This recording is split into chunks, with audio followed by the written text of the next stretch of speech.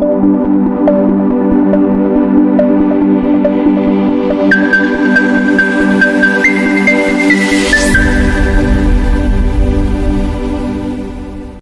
نعت و نظم کا گلدستہ معروف رشیدی میڈیا، یہ نعت و نظم کا گلدستہ معروف رشیدی میڈیا، حق گوئی کا یہ ایک گہوارہ معروف رشیدی۔ لوگوں کو کیا بتاؤں اور کیا ان کے سامنے پیش کروں۔ آئیے سامعین ناظرین، اب اس کے بعد دعا ہوگی۔ ایک مقرر ہماری فہرست میں باقی ہے جن کے نام کی شہنائی میں نے سر شام سے آپ حضرات کے سامنے پیش کی، الحمدللہ وہ اسٹیج پر برجمان ہے۔ اب میں بلا تاخیر تمہید کے اس وقت کے اکلوتے لہجے سے جانے پہچانے جانے والے مقرر جناب عزیزم مکرم برادرم مولانا سرفراز صاحب المظاہری، طرز سخن حضرت مولانا عبداللہ سالم قمر چترویدی سے میں درخواست پیش کر رہا ہوں کہ آپ تشریف لائیں اور اپنے خطاب نایاب سے ہم خوابیدہ قوم کو بیدار فرمائیں اس شعر کے ساتھ کہ اللہ کے کرم سے بلندی ہوئی نصیب مجھ کو میرے ضمیر نے گرنے نہیں دیا، سارے ہی جھوٹ میرے مخالف میں سے کھڑے، ایک سچ تھا جس نے مجھ کو بکھرنے نہیں دیا۔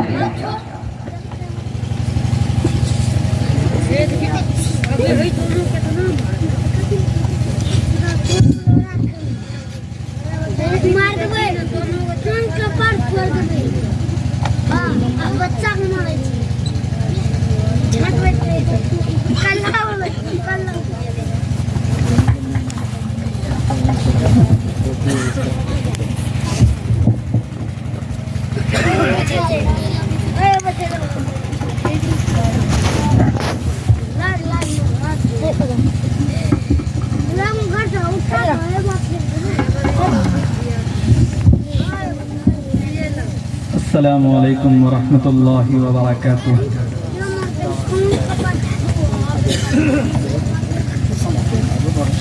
ان الحمد للہ نحمده ونستعینه ونستغفره ونؤمن به ونتوکل علیہ ونعوذ باللہ من شرور انفسنا ومن سیئات اعمالنا، من يهده الله فلا مضل له ومن يضلله فلا هادي له، ونشهد أن لا إله إلا الله وحده لا شريك له، ونشهد أن سيدنا ومولانا محمدا عبده ورسوله، أما بعد، فأعوذ بالله من الشيطان الرجيم، بسم اللہ الرحمن الرحیم، خیرکم من تعلم القرآن وعلمہ،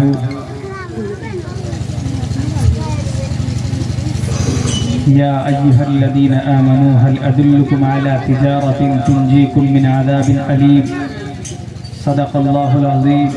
قال النبی صلی اللہ علیہ وسلم، خیرکم من تعلم القرآن وعلمہ، وقال النبي صلى الله عليه وسلم، طلب العلم فريضة على كل مسلم ومسلمة۔ In the name of Allah, the most gracious, the most merciful, all praise and thanks are Allah, Lord of the Alameen, mankind, jinn and all that exists. You honor only that ruling just the day of recompense. It means the day of resurrection. You only we worship. You only we ask for help each everything. Guide us to the right path, to the straight way.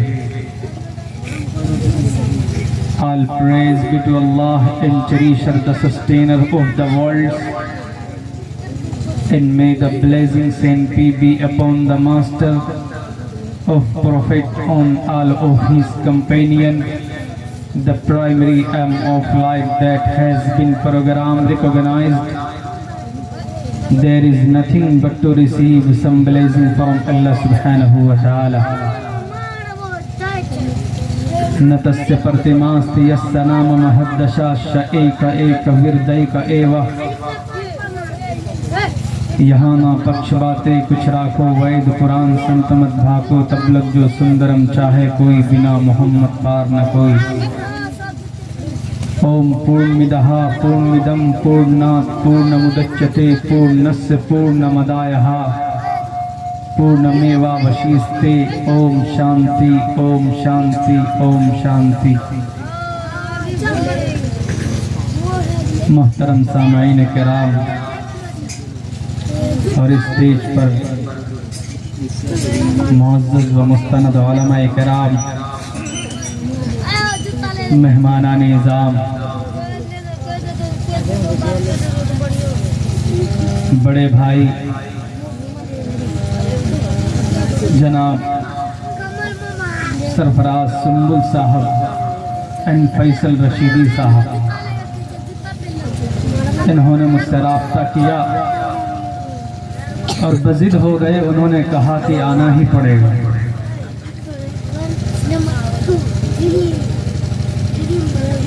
और अल-अम्र फ़ौक़ल अदब की रियायत रखते हुए मैं यहाँ तक पहुँचा। मैं दुआ करता हूँ कि रब्बे किबरिया इस जलसे को कामयाब बनाए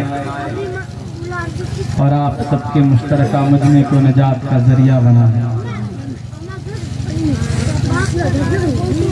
मैंने अहकमुल हाकिमीन के कलाम की एक आयत और जनाब मोहम्मद रसूलुल्लाह सल्लल्लाहु अलैहि वसल्लम की हदीस पढ़ी, जिसमें रब्बे दो जहां खालिक़े अर्ज़ व समावात मालिके दो जहां इरशाद फरमाता, ओ कायनात के मुसलमानों सुनो, ओ कायनात के इंसानों सुनो, ओ कायनात में रहने वालों इंसानों सुनो। अगर तुम इज्जत चाहते हो, अगर तुम बुलंदी चाहते हो, अगर तुम चाहते हो कि तुम्हारी दुनिया संवर जाए और तुम्हारी आखिरत संवर जाए और तुम्हारे कब्र का मसला हल हो जाए और तुम्हें जहन्नम से निकाल करके जन्नत में दाखिल कर दिया जाए, तो मैं नहीं कहता, अहकमुल हाकिमीन कहता, रब्बे दो जहां कहता, खालिक़े अर्ज़ व समावात कहता, वही रब कहता है जिसने इज्जत को पैदा किया, जिसने ज़िल्लत को पैदा किया, जिसने जन्नत की तख्लीक की, जिसने नबी को पैदा किया, जिसने कुरान को धरती पर उतारा, वही इज्जत व ज़िल्लत की तख्लीक करने वाला रब्बे दो जहां दो टोक लफ्ज़ों में कहता, वो तो इज़्ज़ु मन तशा वो तो ज़िल्लु मन तशा बियदिकल खैर इन्नका अला कुल्लि शैइन क़दीर, कि इज़्ज़त हमारे कब्ज़ाए कुदरत में है और ज़िल्लत की तख्लीक हम ही करते हैं। हम जब चाहते हैं बिलाल को इज़्ज़त से हम किनार करते हैं और हम जब चाहते हैं नमरूद को ज़लील करते हैं। मेरे भाइयों, बताना ये चाहता हूँ कि नबी पाक अलैहिस्सलातु वस्सलाम 1,24,000 पैगम्बर कमो बेश अखीर में आए। मुहम्मदुर रसूलुल्लाह मिशन क्या था? आप अलैहिस्सलातु वस्सलाम तन्हाई में चले जाते थे, अल्लाह के जिक्र में लगे रहते थे। हज़रत जिब्राइल की आमद हुई, आप अलैहिस्सलातु वस्सलाम से कहा इक़रा पढ़ो। आप अलैहिस्सलाम ने कहा मा अना बिक़ारी, में पढ़ा हुआ नहीं। दोबारा कहा इक़रा पढ़ो, तीसरी मर्तबा कहा। तब आप अलैहिस्सलातु वस्सलाम ने कहा इक़रा बिस्मि रब्बिकल्लज़ी खलक़। फौरन घर आ गए। हज़रत खदीजतुल कुबरा रज़ियल्लाहु अन्हा से कहा कि मैं तो तबाह हो जाऊंगा। I am not able to explain what happened with me, मैं बता नहीं सकता कि मेरे साथ क्या हुआ। कहा डोंट वेरी, घबराने की जरूरत नहीं है, इसलिए कि आप क्या करते, आप नंगों को कपड़ा पहनाते, भूखों को खाना खिलाते, آپ کو کچھ نہیں ہوگا، ڈونٹ وری، گھبرانے کی ضرورت نہیں ہے۔ لیکن آپ علیہ الصلوۃ والسلام سے رب ذوالجلال نے کیا کہا؟ اے محمد اٹھو اور اسلام کی تبلیغ کرو۔ یا ایھا المدثر قم فانذر وربک فکبر۔ محمد رسول اللہ سے کہا گیا محمد اٹھو، قرآن کے بارے میں لوگوں کو بتاؤ، اسلام کے بارے میں لوگوں کو بتاؤ۔ جب آپ علیہ الصلوۃ والسلام پہاڑ کی چوٹی پر جا کر کے آواز لگائی کہ اے دنیا والو، مکہ والو، میرے سامنے آؤ، سارے لوگ اکٹھا ہو گئے۔ آپ علیہ الصلوۃ والسلام نے کہا کہ اگر میں تم سے یہ کہوں کہ اس پہاڑ کے پیچھے ایک لشکر ہے جو تم کو تباہ و برباد کر دے گا، کیا تم میری بات کو مانو گے؟ سب نے بیک وقت ایک آواز ملا کر کے کہا کہ کیوں نہیں، آپ تو صادق ہیں، آپ تو امین ہیں، ہم آپ کی بات کو کیسے ٹھکرا سکتے؟ تب آپ علیہ السلام نے کہا کہ پڑھ لو لا الہ الا اللہ محمد رسول اللہ، ایک اللہ کی عبادت کرو گے تو جنت میں چلے جاؤ گے۔ وہیں سے آواز آئی اور اٹھا کر کے پتھر مارنا شروع کیا اور کہا کہ تبا لک لہذا جمعتنا، کیا ہمیں اس لیے یہاں پر جمع کیا ہے کہ ہمارے خداؤں کی توہین کی جا سکے؟ میں تمہاری بات کو نہیں مانتا۔ آپ علیہ الصلوۃ والسلام سے رب ذوالجلال نے کہا اسلام کی تبلیغ کرتے رہو۔ میرے بھائی، اب پوری دنیا جانتی ہے کہ جب آپ علیہ الصلوۃ والسلام مکہ المکرمہ کی صحن میں جب جاتے ہیں نماز کے لیے، وہاں پر عقبہ ابن معیط آپ علیہ الصلوۃ والسلام کے گردن پر اوجڑی ڈال دیتا، اور وہاں پر ابو جہل اور ابو لہب وہاں پر ہنستے۔ وہ ابو جہل جو نبی کو پریشان کرنے کے لیے مکہ میں مشورہ کرتا کہ نبی کو کیسے پریشان کیا جائے اور نبی کو کیسے تکلیف دی جائے، فوراً عقبہ ابن معیط کو تیار کیا گیا۔ عقبہ ابن معیط تیار ہوئے، آپ علیہ الصلوۃ والسلام جب سجدے میں گئے، ایک کپڑے کو لا کر ان کے گلے میں لپیٹا گیا اور وہاں پر آپ علیہ الصلوۃ والسلام کو گھسیٹتے۔ آپ علیہ الصلوۃ والسلام تڑپتے ہیں، اور آج بھی وہی تاریخ ہندوستان کے علماء کے ساتھ کیا جا رہا۔ کہیں پر بھی کوئی بھی اسلام کی بات اگر کرتا، ان کے ہاتھ میں ہتھکڑی ڈال کر ان کو جیل کی سلاخوں کے اندر ٹھوس دیا جاتا ہے جناب۔ اور کیا کہا جاتا ہے کہ مولانا نے دھرمانترن کا بہت بڑا شریعت رچا۔ کیا دھرم پریورتن کرنا جرم ہے یا اسلام کی بات کرنا جرم ہے؟ قرآن کے بارے میں لوگوں کو پہنچانا، لوگوں کو تک پہنچانا قرآن کی بات کو یا قرآن کے پیغام کو لوگوں تک پہنچانا، کیا یہ غلط ہے؟ یہ صرف قرآن نہیں کہتا بلکہ بھارت کا سمویدھان کہتا، اور بھارت کے سمویدھان کا دفعہ نمبر 25 کہتا ہے freedom of conscience and free profession and practice and propagation to the religion. اگر کوئی بھارت کا انسان اپنی مرضی سے اسلام کو قبول کرنا چاہے وہ قبول کر سکتا ہے، کسی بھی منتری یا سنتری کو اجازت نہیں ہے، کسی بھی UAPA قانون کو اس کے اوپر تھوپنے کی ضرورت نہیں ہے، اس لیے کہ اس کی مرضی ہے۔ اور پھر بھارت کے سمویدھان کو لکھنے والا ڈاکٹر بھیم راؤ امبیڈکر نے بھی 5 لاکھ دلتوں کو لے کر انہوں نے دوسرے دھرم کو اپنانے کی کوشش کی۔ اگر ایک دھرم کو بدلنا اور دوسرے دھرم کو قبول کرنا اگر پاپ ہوتا تو سب سے پہلے ڈاکٹر بھیم راؤ امبیڈکر کے ہاتھ میں ہتھکڑی لگتے، لیکن نہیں جناب۔ قرآن کی بات کو لوگوں تک پہنچانا یہ ایک عالم دین کا اخلاقی فریضہ، یہ ہم سب کا اخلاقی فریضہ ہے، لیکن نہیں جناب۔ آج بہت سارے لوگ قرآن کریم کے نسخوں کو مٹانے کی کوشش کر رہے ہیں، قرآن کریم کے احکامات کو بدلنے کی بات کی جا رہی ہے، قرآن کریم کو مٹانے کی بات کی جا رہی ہے۔ یہی مدارس اسلامیہ سے پڑھنے والے حفاظ کرام قرآن کریم کو اپنے سینے میں نکل کر کے باہر نکلتے، تب جا کر کے ہمارا اور آپ کا وجود زندہ رہتا۔ زندہ رہنے کا یہ مطلب ہے تب جا کر کے ہمیں اور آپ کو یہ پتہ چلتا کہ حقیقت کیا ہے، صحیح معنی میں قرآن کا پیغام کیا ہوتا، صحیح معنی میں شریعت ہمیں کیا بتاتی ہے، اس کے مطابق ہم زندگی گزارنے کی کوشش کرتے ہیں۔ لیکن نہیں جناب، کچھ لوگوں کے پیٹ میں درد ہو جاتا، کیا کہتے ہیں کہ نہیں یہ قرآن میں جو لکھا ہے نا اس کو ہم نہیں مانتے۔ کیوں؟ قرآن 1450 سال پہلے Allah saying down to the earth to teach the people and for all mankind in the world and entire world۔ تمام انسانوں کے لیے قرآن ہدایت بنا کر اس دھرتی پر رب ذوالجلال نے نبی پاک علیہ الصلوۃ والسلام کے سینے پر اتارا۔ کیا مقصد تھا؟ مقصد یہی تھا کہ پوری دنیا کے اندر انسان کے پیدا ہونے کا مقصد ایک اللہ کی عبادت کرنا، نبی پاک علیہ الصلوۃ والسلام کی کہی ہوئی باتوں پر عمل کرنا۔ آپ علیہ الصلوۃ والسلام کے سینے پر قلب اطہر پر قرآن پاک کو نازل کر دیا گیا۔ اللہ تبارک و تعالی نے کہا قرآن کریم کے اندر ہدی للناس، یہ قرآن تمام لوگوں کے لیے ہدایت ہے۔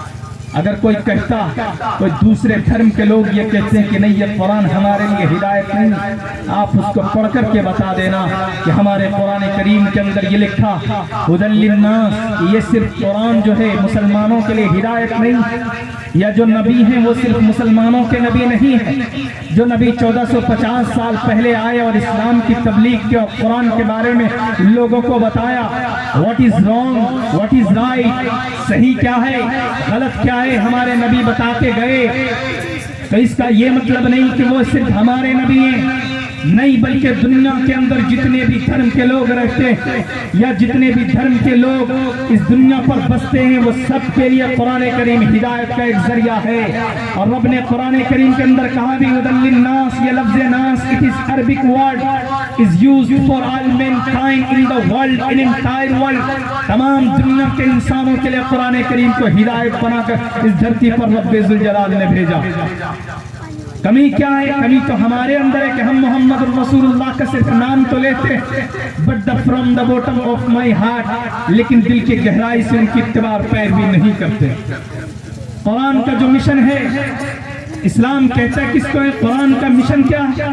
آج جن فرقہ ضالہ، جن تنظیم کو ہم مسلمان برا بھلا کہتے ہیں مسلمانوں، شاید آپ نہیں جانتے کہ وہ زمینی سطح پر کتنے مضبوط، وہ اپنے جھوٹے خدا کے کتنے بڑے دلدادہ اور کتنے بڑے دیوانے، جن کا کوئی وجود نہیں اس دھرتی پر اور اس دھرتی سے اٹھ کر ساتویں آسمان پر نہیں۔ آپ کا تو مسلمانوں پھر بھی کلمہ ہے، آپ کا تو نبی وہ ہے جن کا ذکر صرف قرآن میں نہیں بلکہ دنیا کے بہت ساری گرنتھوں کے اندر موجود ہے۔ اسلام ایک حقیقت ہے، پوری دنیا کے انسان اس کو مان چکے۔ اللہ کے قانون کو اپنانے میں بھلائی، اللہ کے قانون کے خلاف قانون بنانے میں you can't succeed in this world، دنیا کے اندر آپ کامیاب نہیں ہیں، اور دنیا کے اندر ایک اچھی حکومت نہیں بنا سکتے، ایک اچھا پلیٹ فارم نہیں بنا سکتے۔ یہ مدارس اسلامیہ جہاں پر چھوٹے چھوٹے 8-9 سال کے 10 سال کے بچے بیٹھ کر قرآن کریم کو پڑھتے ہیں، آپ کو پتہ ان کا مقام و مرتبہ کیا ہے؟ ہم اور آپ ان کے مقام کو جج نہیں کر سکتے۔ یہی مدارس سے پڑھنے والے حفاظ کرام جب یہاں سے پڑھ کر کے نکلیں گے، اور ایک بات، یہاں پر پڑھنے والے جو بچے ہوتے ہیں ان کا جو مقام ہے وہ اللہ کے رسول کے مہمان ہیں۔ دنیا کے اندر بڑا سے بڑا مہمان آپ کے پاس آ جائے، چاہے وہ ایم ایل اے یا ایم پیز کا کوئی مہمان ہو یا پردھان منتری صاحب کا کوئی مہمان ہو، اس کے لیے کتنی خاطر تواضع کی جاتی، کسی طریقے سے کوئی کمی نہیں ہونی چاہیے۔ لیکن ان سے بھی بڑا مہمان کون ہوتا ہے؟ مدرسے میں پڑھنے والے بچے جو 8 سال 9 سال 10 سال 15 سال کے جو بچے ہوتے ہیں، یہ اللہ کے رسول کے مہمان، اس سے بڑا مہمان تو کوئی نہیں ہو سکتا۔ اور آپ کا گورنر، آپ کو پتہ، مجھے ایک واقعہ یاد آیا، اور آپ کا گورنر جب مدرسے میں پہنچتا، مدرسے کے جو ڈائریکٹر مینیجنگ ڈائریکٹر تھے ان سے کہا کہ مولانا صاحب آج سے میں جو بچہ ہے یہاں پر مدرسے میں جو بچے پڑھتے ہیں تمام بچوں کے خرچے کی ذمہ داری میں لیتا ہوں۔ کون؟ اور آپ کا گورنر تھا۔ کہا کہ ٹھیک ہے کوئی بات نہیں، آپ جا سکتے، آپ خرچے کی ذمہ داری اٹھائیے، کھانا بنوائیے اور بچوں کو کھلائیے، ٹھیک ہے کوئی بات نہیں۔ اور رات کا گورنر چلا گیا، جا کر کے خود ہی کھانا بنانے لگا۔ تھوڑی دیر ہو گئی تو ایک طالب علم تھا، وہ کہنے لگا، کہہ رہے وہ جو کھانا لانے کے لیے گیا ہے وہ بیل وہ تو اب تک نہیں آیا۔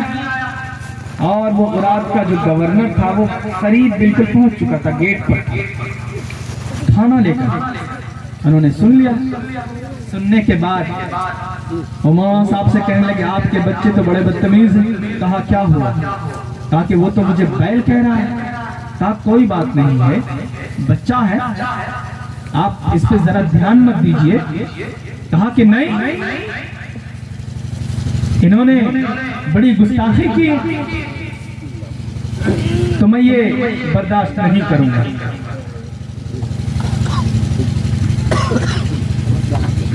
میں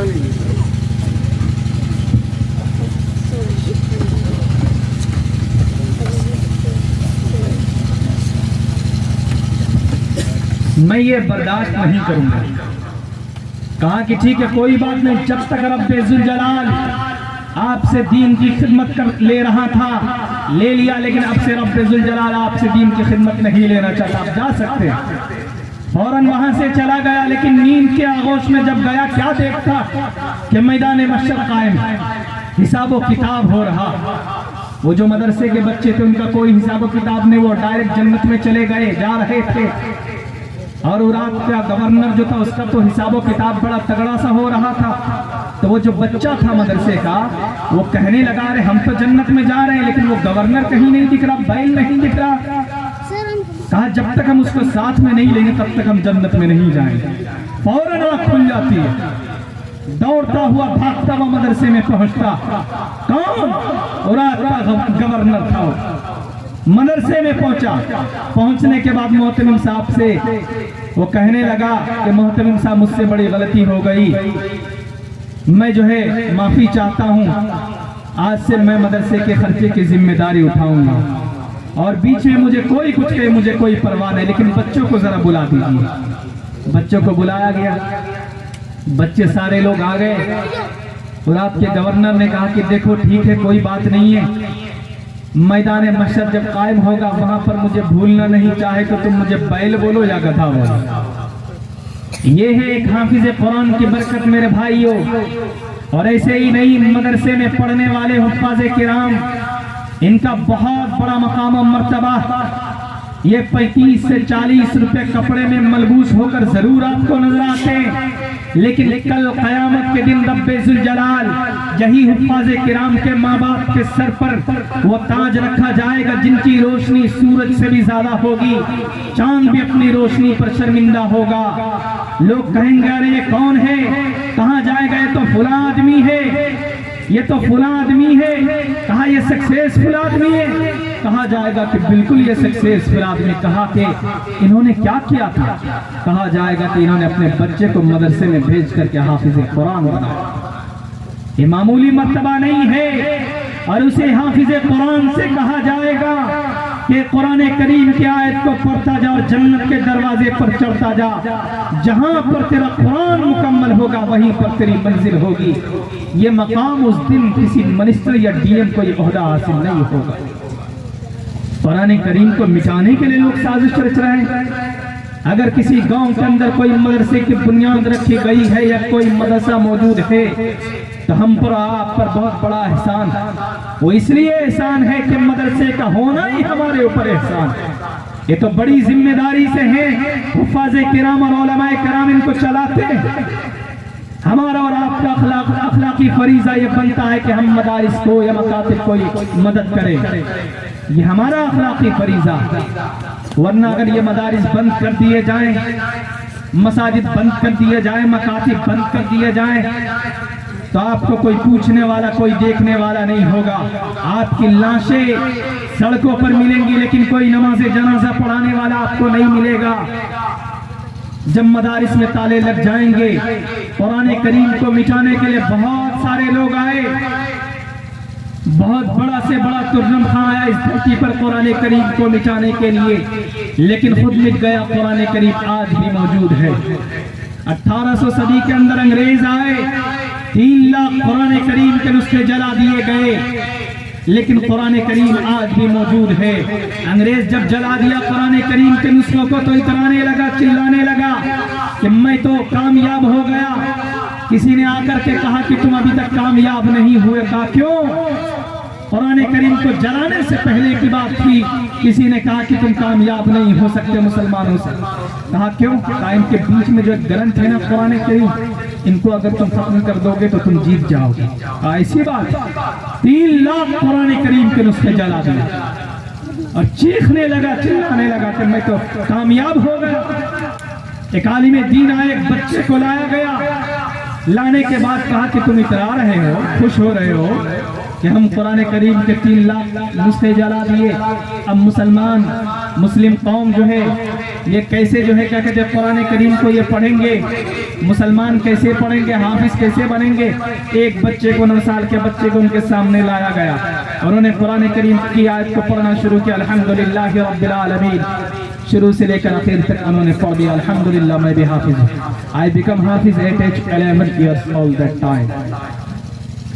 تو وہ انگریز حیران و پریشان ہو گئے, دنگ رہ گیا. اخیر کے اندر وہ مجبور ہو گیا, کہنے لگا قرآن کریم کو کوئی بدل نہیں سکتا یا قرآن کریم کو کوئی مٹا نہیں سکتا. لا تبدیل لکلمات اللہ, قرآن کریم کے اندر جو لفظ ہے اس کو کوئی مٹا بھی نہیں سکتا, اس کو کوئی بدل بھی نہیں سکتا. قرآن کریم کے دشمن تو بہت لوگ آئے قرآن کریم کو مٹانے کے لیے, لیکن خود مٹ گئے. قرآن کریم آج بھی موجود ہے. کیوں؟ اس لیے کہ قرآن کریم کی حفاظت کے ذمہ دار کون؟ رب ذوالجلال.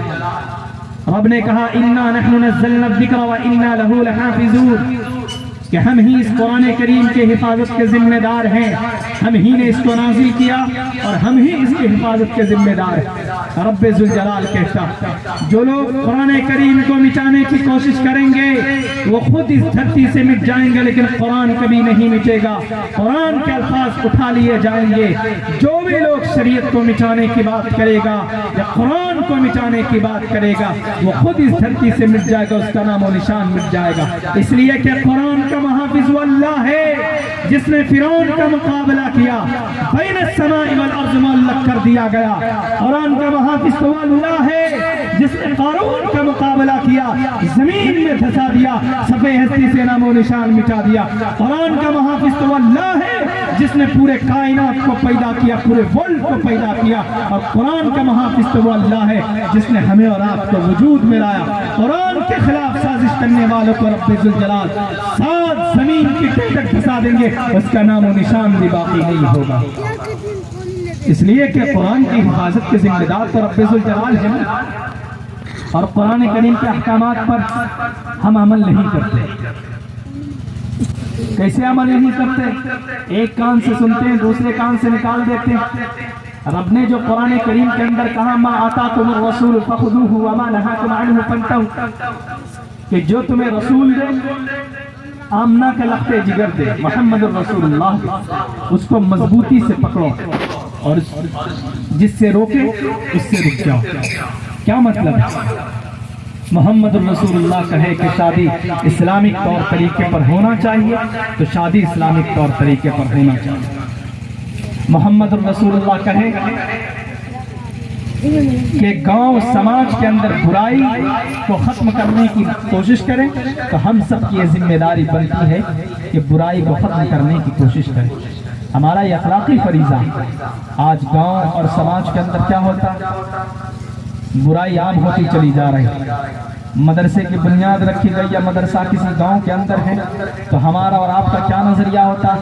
ارے وہ تو مدرسہ ہے نا, وہ تو ایسے ہی چل جائے گا. نہیں میرے بھائیو, قربانی دینی پڑتی ہے. صحابہ اکرام نے قربانی دی. صحابہ اکرام کو بیچ سے چیر دیا گیا, بی بی سمیہ کو بیچ سے چیر دیا گیا, تب بھی انہوں نے اپنے ایمان کا سودا نہیں کیا. علماء اکرام کی فہرست اٹھا کر کے آپ دیکھ لیں, کئی ہزار علماء کرام کو پھانسی کے پھندے پر لٹکا دیا گیا, تختہ دار پر لٹکا دیا گیا. تب جا کر یہ دین ہم تک اتنی آسانی سے نہیں پہنچا. بہت سارے لوگوں کی قربانی رہی تب جا کر یہ دین ہم تک پہنچا. دلی کے چاندنی چوک سے لے کر خیبر تک کا کوئی دروازہ ایسا باقی, کوئی درخت ایسا باقی نہیں تھا جس میں علماء کرام کی گردنیں نہ لٹکی ہوئی. اگر سرفراز جھوٹ بولتا تو جاؤ جا کر دیکھو انڈیا گیٹ کے در و دیوار پر آج بھی 65,000 فریڈم فائٹر آف مسلم کا نام لکھا ہو. اس دیش کو آزاد کرانے والے کون تھے اور مدارس اسلامیہ کو زندہ رکھنے والے کون تھے؟ ہمارے علماء کرام تھے. ایسا نہیں ہے کہ صرف یہ دین کوئی جیسے حلوہ بناتے فوراً سامنے آ گیا. نہیں میرے بھائیوں, 70 ہزار کوڑے برسائے گئے ہمارے علماء کرام کے جسم پر, تب جا کر یہ دین اور یہ مدارس باقی ہے, زندہ ہے. اور آج بھی مدارس کو مٹانے کی بات کی جا رہی ہے. آج اگر کہیں پر دنیا والے ترقی کر جاتے ہیں، ہیلی کاپٹر بنا دیتے تو یہ سمجھتے ہیں کہ ہم ویگیانک بن گئے۔ بھلے اسلام کو دنیا کے بڑے بڑے ودوان کو دبانے کی کوشش کی جا رہی ہو، لیکن دنیا والوں میں اسلام کو اور تاریخ کو کریٹ کر آپ کے سامنے پیش کرنے کی کوشش کروں گا۔ اگرچہ آج دنیا کے اندر بہت سارے لوگ بہت ساری نئی چیز کو ایجاد کرتے ہیں اور کہتے ہیں کہ ہم نے ان چیزوں کا ایجاد کیا، یہ ساری چیزیں ہمارے چوکھٹ سے نکل کر کے گئی ہے۔ اس لیے کہ آپ کو یاد ہونا چاہیے، آپ اگر ہیلی کاپٹر بناتے ہو تو کہتے ہو کہ ہم ویگیانک بن گئے۔ 1450 سال پہلے نبی پاک علیہ السلام جس براق کے اندر سفر کیے تھے، زمین سے لے کر آسمان تک کا جو سفر ہوا تھا وہ اتنی تیز رفتار سواری تھی کہ آج تک کوئی ماہ کلال دنیا کا اتنی تیز رفتار سواری نہیں بنا پایا اور کل قیامت تک نہیں بنا پائے گا۔ ہے کوئی ایسا ماہ کلال جو اتنی تیز رفتار سواری کو پیدا کر دے؟ نہیں کر سکتے۔ میں مجبور اس لیے ہوں بولنے پر کہ تاریخ ہمارے علماء نہیں بولتے۔ اس کا یہ مطلب نہیں کہ ہم گونگے ہو گئے، ہم بہرے ہو گئے، بلکہ ہم بول سکتے ہیں۔ بتانا یہ چاہتا ہوں یہ مدرسے کا جلسہ ہے، مدرسے کے جلسے میں ہونا یہ چاہیے کہ ہم سب کو مل جل کر کے مدرسے والوں کا ساتھ دینا چاہیے۔ ساتھ دینا چاہیے کہ نہیں دینا چاہیے؟ بتائیے، آپ کے گاؤں کے اندر مدرسہ، اور جس گاؤں کے اندر مدرسہ وہ آپ کو معلوم ہونا چاہیے کہ اس گاؤں کے اندر اللہ کا عذاب جلدی نازل نہیں ہوتا۔ وجہ اس کی یہ ہے کہ اس میں پڑھنے والے جو ہوتے ہیں وہ قرآن کے پڑھنے والے ہوتے ہیں۔ جب اللہ عذاب نازل کرنا چاہتا تو قرآن کریم کی برکت کی وجہ سے اور مدرسے کی برکت کی وجہ سے وہ عذاب اللہ تبارک و تعالیٰ گاؤں سے ہٹا لیتا ہے۔ آج جس مولانا کو یا عالم دین کو ہم جس نظریے سے دیکھتے ہیں، یہ تو مولانا صاحب، یہ ایک عالم دین ہے جو ہمارا نظریہ ہے، انہی کی وجہ سے ہم سب لوگ عافیت کے ساتھ رہے ہیں۔ یہ جب صبح کو اٹھتے ہیں فجر سے پہلے، علماء کرام، حفاظ کرام، چھوٹے چھوٹے بچے مدرسے جن کو صحیح سے کپڑا دھونا نہیں آتا، آپ کو پتا ہے یہ فجر سے پہلے اٹھ کر کے جو ہے رب ذوالجلال کے آگے اپنے دونوں ہاتھوں کو اٹھا کر کے کہتے ہیں ربا اس گاؤں کے اندر جو برائی اس کو ختم کر دے، جو پریشانی آنے والی اس کو دور کر دے۔ یہ معصوم چھوٹے چھوٹے بچے، ہم کیا کرتے ہیں ان کے لیے؟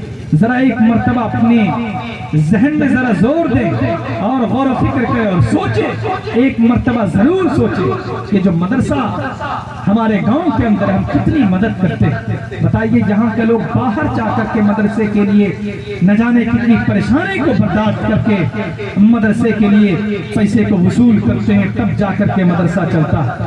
ورنہ ہونا تو یہ چاہیے تھا کہ گاؤں کے پیسے سے ہی مدرسہ چل جائے، باہر جانے کی ضرورت ہی کیا؟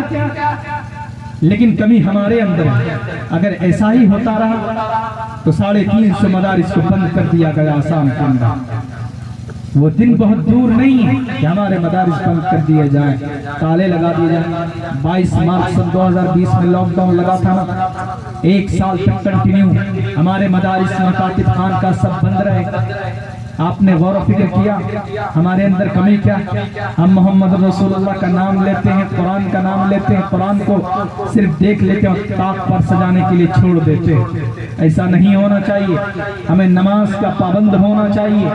بتائیے کتنے سارے لوگ ہیں گاؤں کے اندر، لیکن جب آپ مسجد میں پہنچ جائیں گے ظہر کے اندر، عصر کے اندر، مغرب کے اندر، آپ کو پتہ چل جائے گا کہ کتنے نمازی ہیں کتنے نمازی نہیں۔ جمعہ کے دن تو آپ چلے جاتے ہیں نماز پڑھنے کے لیے، کہ اللہ تبارک و تعالی آپ کو جمعہ کے دن صرف کھانا دیتا، کھانا کھلاتا۔ میرے بھائیو، اللہ کے نعمت کا کتنا شکریہ ادا کریں گے۔